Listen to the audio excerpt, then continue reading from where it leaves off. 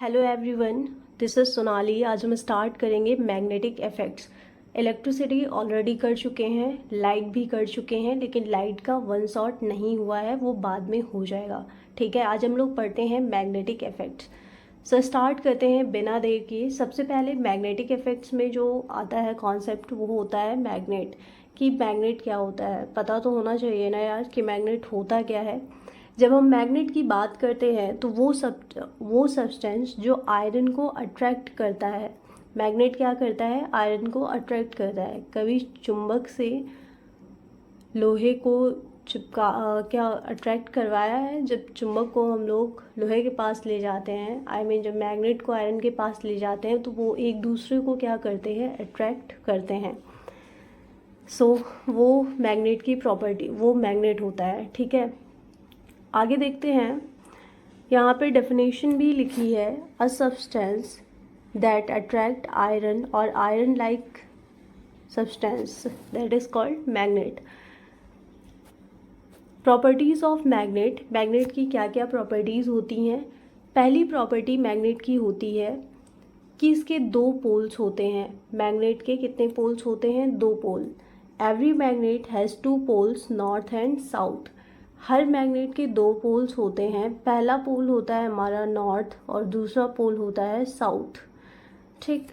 Like poles repel each other and unlike poles attract each other. Like poles मतलब अगर मान लो यहाँ पे एक और मैग्नेट है और इसका इधर नॉर्थ है, इसका इधर साउथ है, तो ये एक दूसरे को रिपेल करेंगे। रिपेल का मतलब होता है दूर ले जाना, और अट्रैक्ट का मतलब होता है कि पास लाना। अगर ये अपोजिट पोल्स होते हैं, यहाँ पे नॉर्थ ना होके साउथ होता, दूसरा मैग्नेट रखा होता है, यहाँ साउथ होता है, यहाँ नॉर्थ होता है, ये एक दोनों को क्या कर रहे होते हैं? अट्रैक्ट कर रहे होते हैं। तो ये वही सेम प्रॉपर्टी है इसकी, जैसे चार्ज में हम लोगों ने पढ़ी थी कि same charges repel each other and opposite charges are attract each other. Clear है? Unlike poles attract each other. Unlike poles मतलब जो सेम नहीं होते हैं वो अट्रैक्ट करते हैं। ये हमारा थर्ड पॉइंट है। नेक्स्ट कह रहे हैं कि एक जो फ्रीली सस्पेंड मैग्नेट होता है वो अपने आप को नॉर्थ या साउथ डायरेक्शन में अलाइन कर लेता है with its north pole towards north direction. अगर हम एक फ्रीली सस्पेंडेड मैग्नेट को ऐसे ही छोड़ते तो वो अपने आप को क्या करता है? नॉर्थ और साउथ डायरेक्शन में अलाइन कर लेता है। यहाँ पे देखो दिखा रहे हैं ड्यूरिंग डायग्राम कि ये मैग्नेट क्या कर रहा है? खुद को रिपेल कर रहा है, क्योंकि ये एक ही डायरेक्शन है, या तो नॉर्थ नॉर्थ होगी या तो साउथ साउथ होगी। सेम पोल्स हैं, सॉरी डायरेक्शन नहीं, पोल्स होगा, ये सेम पोल्स हैं। और ये देखो अपोजिट पोल्स हैं, तो एक दूसरे को अट्रैक्ट कर रहे हैं। नेक्स्ट देखते हैं मैग्नेटिक फील्ड। मैग्नेटिक फील्ड क्या होता है? मैग्नेटिक फील्ड वो एरिया होता है, मान लो कि ये क्या है? करंट कैरिंग कंडक्टर है। इसके अंदर जब इलेक्ट्रिसिटी पास करवाएंगे तो यहाँ पे कुछ हमारी मैग्नेटिक फील्ड्स बनती हैं। कुछ एरिया होता है जहाँ पे फोर्स लग रहा होता है, उसे हम लोग क्या कहते हैं? जहाँ पे फोर्स एक्सपीरियंस्ड होता है उसे हम लोग कहते हैं मैग्नेटिक फील्ड्स। एक बार डेफिनेशन पढ़ लेते हैं तब क्लियर हो जाएगा। The area around a magnet in which it's magnetic force can be experienced. वो एरिया मैग्नेट का जहाँ पे हम लोग मैग्नेटिक फील्ड एक्सपीरियंस करते हैं, जहाँ पे हम लोग मैग्नेटिक फील्ड को एक्सपीरियंस कर रहे होते हैं, मतलब वहाँ पे मैग्नेटिक फील्ड कुछ रीजन तक होता है। ठीक है, इसकी एसआई यूनिट होती है टेस्ला। टेस्ला को टी से डिनोट करते हैं। SI units is Tesla. Magnetic field has both magnitude and direction. Magnetic field का मैग्नीट्यूड भी होता है और डायरेक्शन भी होती है। समझ आया? मैग्नीट्यूड का मतलब कि 10 टेस्ला, तो 10 क्या हो गया? मैग्नीट्यूड हो गया, और ये डायरेक्शन भी रिप्रेजेंट करता है। ठीक। Magnetic field can be described with help of magnetic compass. Magnetic field को हम लोग डिस्क्राइब कर सकते हैं किससे? मैग्नेटिक कंपास के थ्रू। यही चैप्टर 12th में भी है, मैग्नेटिक फील्ड्स। जहाँ पे आप डीपली सारी चीज़ों को पढ़ रहे होंगे। यहाँ पे ओवरव्यू दिया गया है कि कैसे कौन सी चीज़ें होती हैं। जैसे यहाँ पे आगे कॉन्सेप्ट दिया गया है straight line magnetic fields in straight line straight conductor. So वहाँ पे एक फॉर्मूला होता है 12th में, वो पूरा फॉर्मूला डिस्क्राइब किया गया है, लेकिन यहाँ पे बस बताया गया है कि होता क्या है। आगे भी हम लोग देख रहे होंगे इसे। खैर, टॉपिक से ना भटकते हुए अपना ये वाला पॉइंट देखते हैं, that is 4th point, last point. The needle of magnetic compass is freely suspended bar magnet. देखो यहाँ पे एक बार मैग्नेट बना है, ठीक है।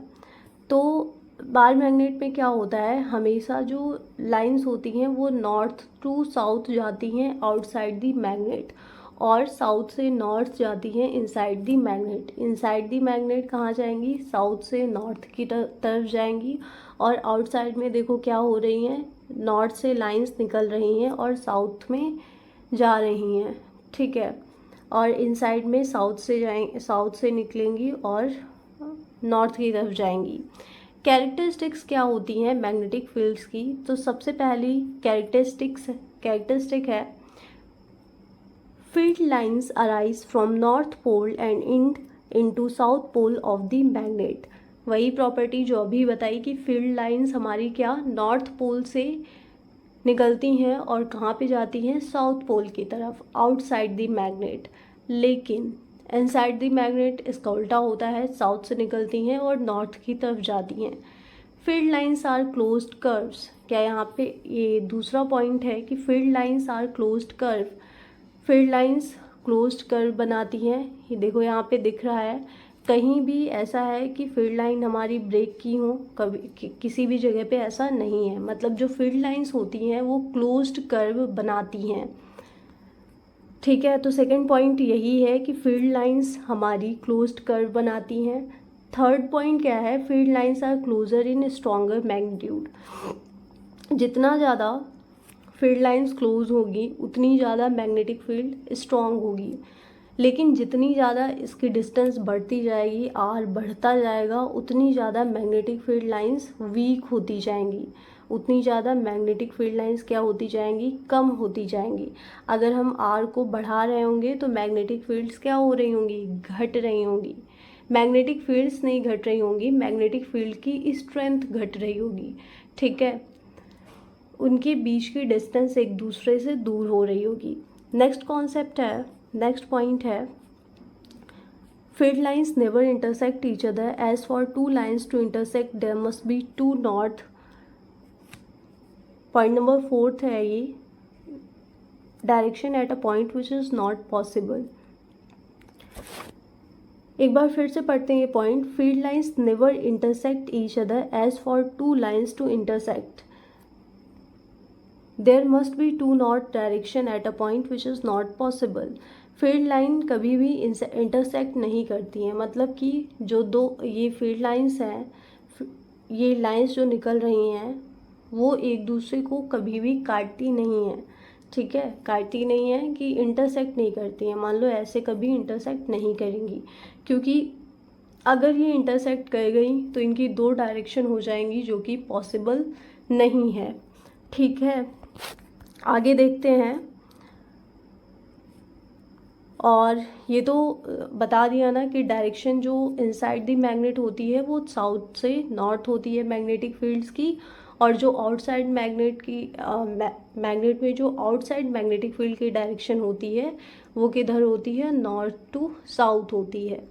लास्ट पॉइंट है the relative strength of magnetic field shown by degree of closeness of magnetic field lines. अब क्या होता है, जितनी ज़्यादा रिलेटिव स्ट्रेंथ अभी समझाई थी कि अगर मैग्नेटिक फील्ड लाइंस क्लोज हैं तो हमारी स्ट्रेंथ जो होगी मैग्नेटिक फील्ड की वो ज़्यादा होगी। अगर मैग्नेटिक फील्ड लाइंस दूर दूर हैं, डिस्टेंस है उनके बीच में, तो वहाँ पे मैग्नेटिक फील्ड लाइंस की डिस्टेंस अगर ज़्यादा है तो वहाँ पे स्ट्रेंथ कम हो जाएगी।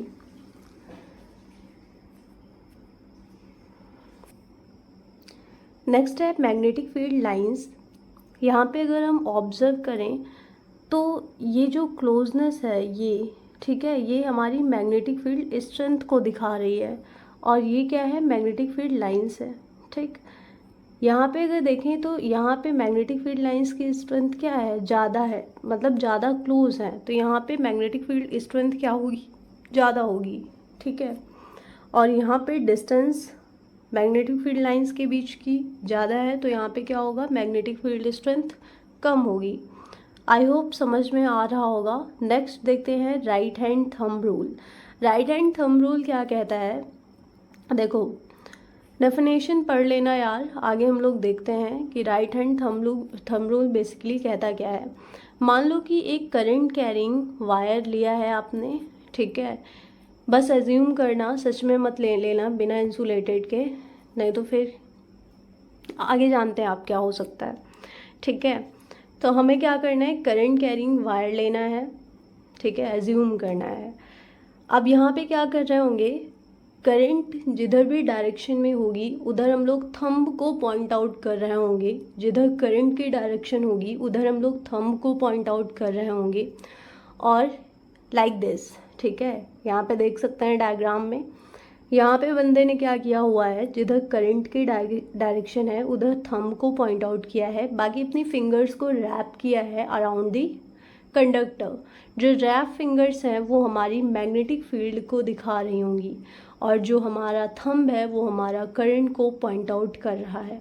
ठीक है, मान लो कि करंट की डायरेक्शन उल्टा हो जाती है, जैसे ही करंट की डायरेक्शन उल्टा होगी तो हमारी जो फिंगर्स हैं वो भी उल्टी रैप हो जाएंगी। तो अब देखो, पहले मैग्नेटिक फील्ड की डायरेक्शन किधर थी, ऐसे से ऐसे थी, मतलब इधर से इधर जा रही थी। अब क्या हो गई, अब हमारी मैग्नेटिक फील्ड की डायरेक्शन अभी भी ऐसे ही है। ठीक है, सो हम इससे पता करते हैं कि डायरेक्शन क्या है मैग्नेटिक फील्ड की। So right hand thumb rule use to predict the direction. ठीक, एक बार देख लेते हैं अच्छा definition. Imagine you are holding a current carrying straight conductor in your right hand. याद रखना है कि स्ट्रेट कंडक्टर जो लेना है वो राइट हैंड में ही लेना है। राइट हैंड थंब रूल है, नाम से ही पता चल रहा है, इसीलिए राइट हैंड से हम लोग क्या कर रहे होंगे, इस चीज़ को कर रहे होंगे कि थंब को करंट की तरफ पॉइंट करेंगे और अपनी जो फिंगर्स को रैप करेंगे कंडक्टर के अराउंड, वो जो रैप फिंगर्स होंगी वो हमारी मैग्नेटिक फील्ड को दिखा रही होंगी। So right hand such that the thumb is pointing towards the direction of current. वही लिखा है कि थंब हमारा करंट को पॉइंट कर रहा होगा, थंब जो होगा वो करंट की डायरेक्शन को दिखा रहा होगा, और बाकी जो हमारी रैप फिंगर्स हैं वो हमारी डायरेक्शन ऑफ मैग्नेटिक फील्ड को दिखा रही होंगी। ठीक है, आगे चलते हैं। Magnetic field due to current through a straight conductor. यहाँ पे क्या है, एक स्ट्रेट कंडक्टर है। ठीक है, देखो 10th क्लास की जो NCERT है उसमें आपका इतना ही कंटेंट दिया है, मैंने देखा है, इसीलिए ये मत कहिएगा कि ये वाला फॉर्मूला क्यों नहीं पढ़ाया, μ0/4 पाई। ये फॉर्मूला आप 12th में पढ़ेंगे, जो कि कितना होता है, μ0/4 पाई sin θ1 प्लस sin θ2। ठीक है, μ0/4 पाई I/A होता है। ठीक है, तब sin θ1 प्लस sin θ2। ये आपको ना तो NCERT में मिलेगा 10th की, और ना ही किसी भी प्रीवियस ईयर के पेपर में मिलेगा, इसीलिए मैंने इसे स्किप किया है। लेकिन एक बार फॉर्मूला देख लीजिए, ये होता है। लेकिन फॉर्मूला क्यों ही देखना, जब आपको काम नहीं है तो अभी मत देखिए। ठीक है, 12th क्लास में आप पढ़ेंगे, बहुत डीपली में पढ़ेंगे, वहाँ पे आपको डेरिवेशन भी पढ़ाई जाएगी। सो वही पढ़िए जितना कंटेंट इम्पॉर्टेंट है आपके बोर्ड्स के लिए। ठीक है, so magnetic field due to current through a straight conductor. यहाँ पे क्या हुआ है, यहाँ पे एक कंडक्टर लिया है और डायग्राम यहाँ पे देखिए बना है। यहाँ पे एक कंडक्टर लिया है, सो हमारा जो थंब है वो किसको पॉइंट आउट कर रहा है, करंट को। करंट के डायरेक्शन में हमने थंब को रखा है, और जो रैप्ड फिंगर्स हैं वो हमारी मैग्नेटिक फील्ड को दिखा रही हैं। सो यहाँ पे कॉन्सेंट्रिक मैग्नेटिक फील्ड है। पॉइंट वाइज पढ़ते हैं। पहला पॉइंट क्या कह रहा है, पहला पॉइंट है, it can be represented by concentric circle at every point on a conductor. ये कॉन्सेंट्रिक सर्कल की अगर कोई कंडक्टर है और वहाँ पे ये करंट के डायरेक्शन है और हमने फिंगर्स को रैप किया, तो जो मैग्नेटिक फील्ड्स बनती हैं वो कॉन्सेंट्रिक बनती हैं, मतलब ऐसे ऐसे कॉन्सेंट्रिक तो जानते हैं ना, मैं लाइक दिस, ठीक है, ये है हमारी कॉन्सेंट्रिक मैग्नेटिक फील्ड्स, ऐसी बनेंगी magnetic fields. Direction can be given by right hand thumb rule और कंपास। डायरेक्शन कैसे दिखाते हैं? राइट हैंड थंब रूल से। हम डायरेक्शन को दिखाने के लिए राइट हैंड थंब का इस्तेमाल कर रहे हैं ना, so right hand thumb rule से डायरेक्शन को दिखाते हैं। Circles are closer near the conductor. जितना सर्कल क्लोजर होंगे किसके? Near the conductor. अगर हम कंडक्टर के पास होंगे तो सर्कल एक दूसरे के पास होंगे। जैसे जैसे हम कंडक्टर के दूर जाते जाएंगे सो ये जो डिस्टेंस बिटवीन सर्कल है ये बढ़ती जाएगी, ठीक है। उसके बाद नेक्स्ट पॉइंट ये है कि मैग्नेटिक फील्ड स्ट्रेंथ जो होगी, अगर यहाँ पे सर्कल्स की डिस्टेंस एक दूसरे के पास है, मतलब सर्कल्स एक दूसरे के क्लोज हैं नियर द कंडक्टर, तो यहाँ पे मैग्नेटिक स्ट्रेंथ क्या होगी? ज़्यादा होगी। Near the conductor magnetic strength क्या होगी? ज़्यादा होगी। लेकिन जैसे जैसे दूर जाते जाएंगे वैसे वैसे क्या होगा? जो मैग्नेटिक फील्ड की स्ट्रेंथ है वो हमारी कम होती जाएगी। सो हम फॉर्मूला क्या लिख सकते हैं कि magnetic field is inversely proportional to 1 में डिस्टेंस फ्रॉम कंडक्टर, ठीक है। पूरा यहाँ पे फॉर्मूला लिखा है, magnetic field inversely proportional to 1 distance from conductor. Conductor से जितना ज़्यादा दूर जाते जाएंगे उतनी ज़्यादा मैग्नेटिक फील्ड कम हो रही होगी, ठीक है। यही यहाँ पे यही लिखा है। और अभी बताया कि जो मैग्नेटिक फील्ड होती है वो अगर ज़्यादा हो, मैग्नेटिक फील्ड की स्ट्रेंथ जो होती है वो ज़्यादा होती है कहाँ पे? कंडक्टर के पास आने पे। जैसे जैसे हम कंडक्टर के दूर जाते जाते हैं वैसे वैसे मैग्नेटिक फील्ड स्ट्रेंथ कम होती जाती है। इसका रीज़न क्या है? क्योंकि जो मैग्नेटिक फील्ड लाइंस हैं, जो इन मैग्नेटिक फील्ड लाइंस है कंडक्टर के पास में वो ज़्यादा हैं, और मैग्नेटिक फील्ड लाइंस कंडक्टर के दूर में, जैसे जैसे कंडक्टर के दूर जाते जाएंगे वैसे वैसे कम है, इसलिए ऐसा हो रहा है। और मैग्नेटिक फील्ड लाइंस जो होती हैं वो डायरेक्टली प्रोपोर्शनल होती हैं स्ट्रेंथ ऑफ करंट के। जितना ज़्यादा करंट देंगे उतनी ज़्यादा मैग्नेटिक फील्ड लाइंस होंगी।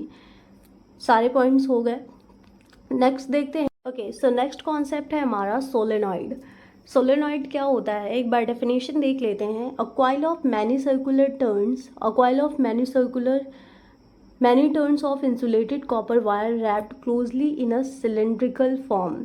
एक्चुअली क्या होता है कि हेलिकल फॉर्म में जब हम किसी वायर को रैप कर रहे होते हैं, ठीक है, इस तरीके से, ऐसे ऐसे ऐसे ऐसे, और इसके बीच में कोई इंसुलेटेड रॉड होती है या फिर इंसुलेटेड वुड होती है, कुछ भी कह सकते हैं। सो ये हमारा क्या बन जाता है? सोलेनॉइड बन जाता है, ठीक। Magnetic field of solenoid is similar to that of bar magnet. Solenoid की जो मैग्नेटिक फील्ड होती हैं वो बार मैग्नेट की सिमिलर ही होती हैं। नेक्स्ट पॉइंट है magnetic field is uniform inside the solenoid and represented by parallel field lines. Magnetic field solenoid के अंदर क्या होती हैं? यूनिफॉर्म होती हैं, मतलब वो चेंज नहीं हो रही होती हैं, यूनिफॉर्म होती हैं, एक तरीके की होती हैं। लेकिन जो डायरेक्शन होती है एक बार और देख लेते हैं। Magnetic field is uniform inside the solenoid and represented by parallel field lines. Inside the solenoid जो मैग्नेटिक फील्ड लाइंस होती हैं वो यूनिफॉर्मली डिस्ट्रीब्यूटेड होती हैं, और इन्हें हम पैरेलल फील्ड लाइंस से मैग्नेटिक फील्ड्स को रिप्रेजेंट करते हैं सोलेनॉइड की।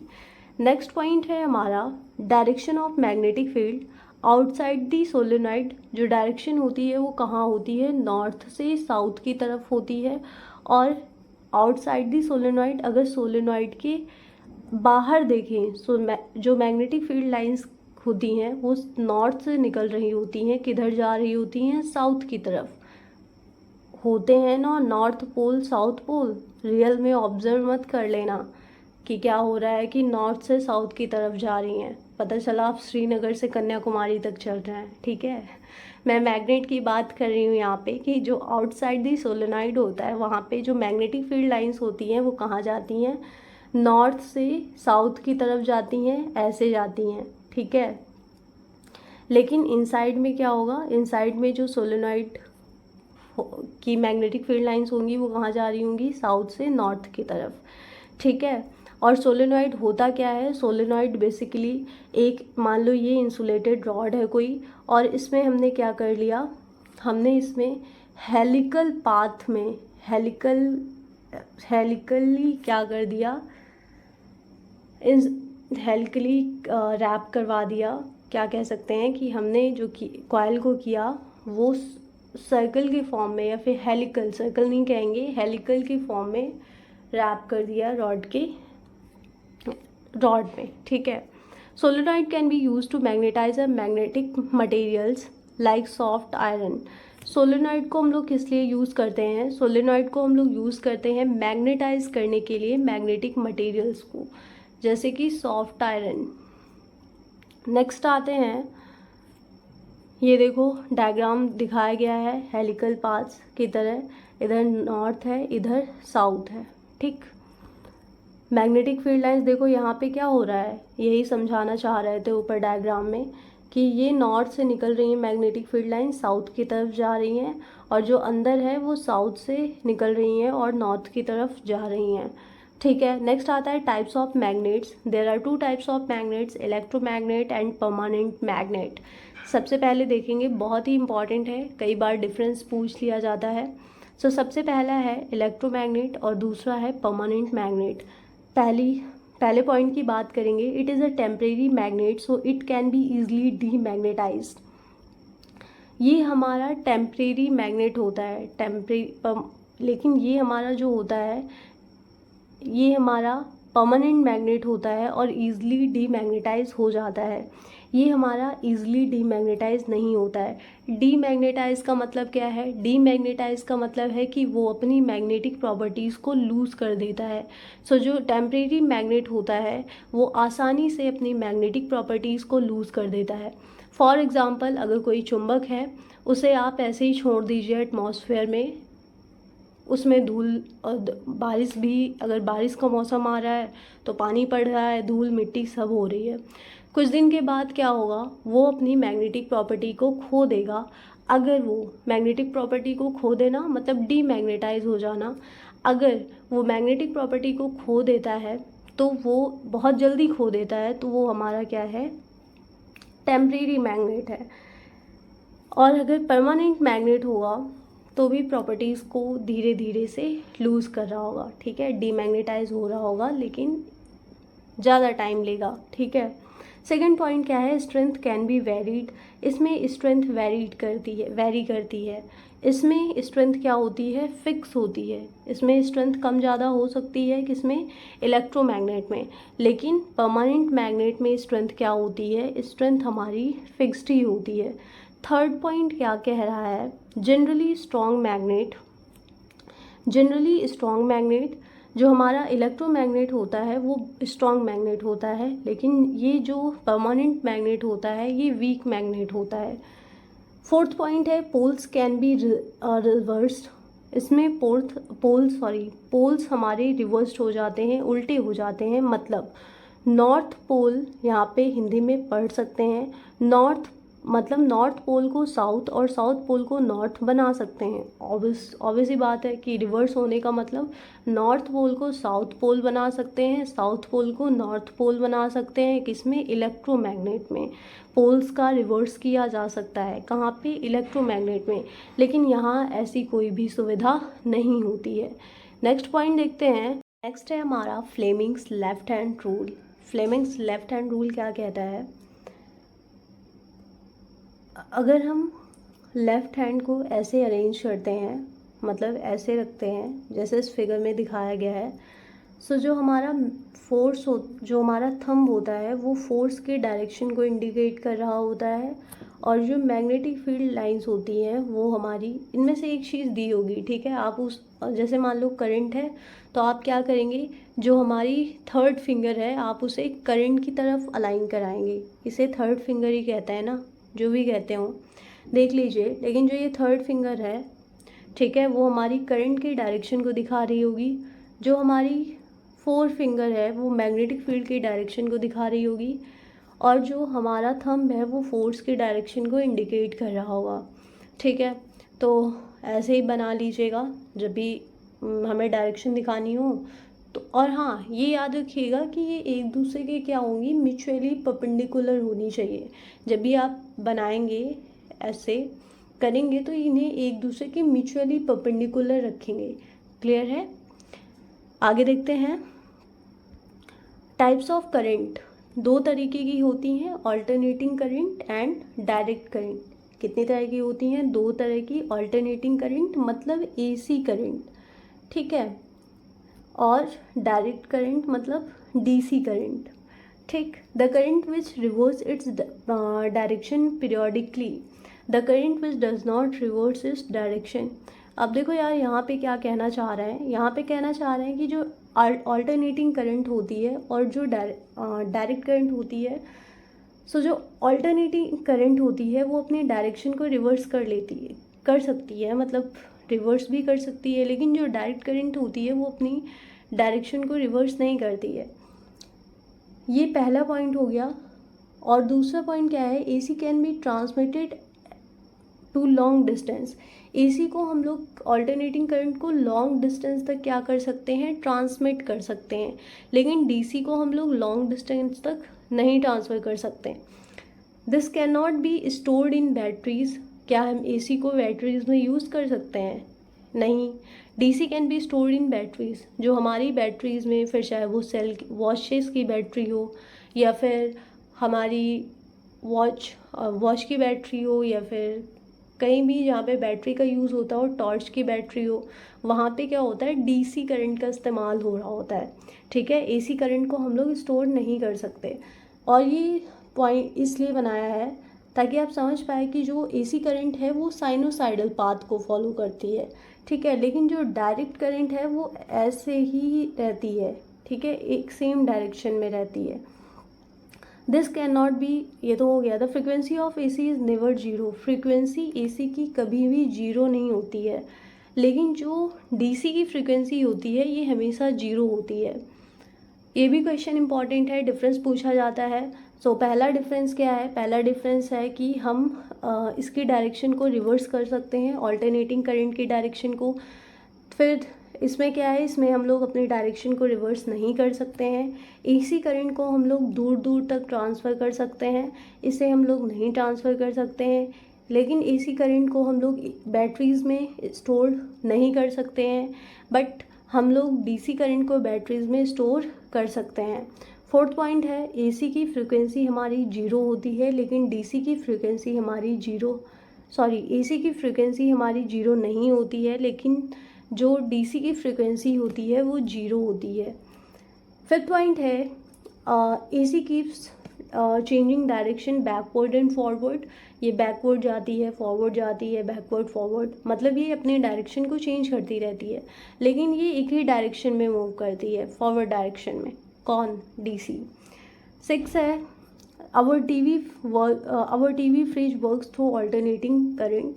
हमारा जो टीवी होता है, फ्रिज होता है, ये ऑल्टरनेटिंग करंट पर चलता है, लेकिन sources of DC cell battery, जो डायरेक्ट करंट के सोर्सेज होते हैं डीसी के, वो क्या क्या होते हैं? Battery, TV remote works on direct current. ये सारे के सारे किस पे वर्क करते हैं? डायरेक्ट करंट पे वर्क करते हैं, ठीक है। नेक्स्ट है डोमेस्टिक इलेक्ट्रिक सर्किट्स। ये एक बार डिफरेंस ठीक से पढ़ लेना, ठीक है, आने के चांसेस होते हैं, जो डिफरेंसेस होते हैं वो पूछ लिए जाते हैं कई बार। सो डोमेस्टिक इलेक्ट्रिक सर्किट्स में 3 वायर्स होते हैं। पहला होता है लाइव वायर, जिसे हम लोग रेड से डिनोट करते हैं, अर्थ वायर को ग्रीन से और न्यूट्रल वायर को ब्लैक से। ये मेन वायर्स हो गए। यही लिखा है यहाँ पे, there are 3 kinds of wires used. Live wire positive with red insulation cover, ठीक है, इंसुलेशन कवर इसका रेड होता है लाइव वायर का, और अर्थ वायर का ग्रीन होता है। सो ये न्यूट्रल वायर होता है जो ब्लैक कलर का होता है, ठीक है, और अर्थ वायर ग्रीन होता है इंसुलेटेड कवर से। नेक्स्ट आते हैं, the potential difference between live and neutral wire in India is 220 volt. जो इंडिया में पोटेंशियल डिफरेंस होता है वो कितना होता है? लाइव वायर और न्यूट्रल वायर के बीच में 220 वोल्ट होता है। क्लियर है? नेक्स्ट यहाँ पे देखते हैं इलेक्ट्रिक पोल, इलेक्ट्रिक मीटर।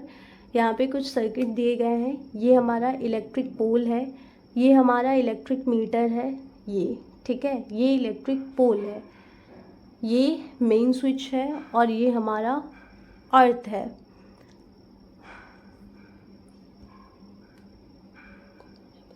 यहाँ पे देखते हैं कि इलेक्ट्रिक पोल है, इलेक्ट्रिक पोल ये है और यहाँ पे हमने दो वायर्स को यूज़ किया है, पहला लाइव और दूसरा न्यूट्रल। ठीक है, यहाँ पे भी दो वायर्स यूज़ हुए हैं, यहाँ पे अर्थिंग के लिए ग्रीन वायर यूज़ हुआ है। ये मेनली बताता है कि हमने क्या क्या कौन कौन से वायर कहाँ पे यूज़ किए हैं। ठीक है, दूसरा है earth wire. Earth wire basically क्या करता है, प्रोटेक्ट करता है।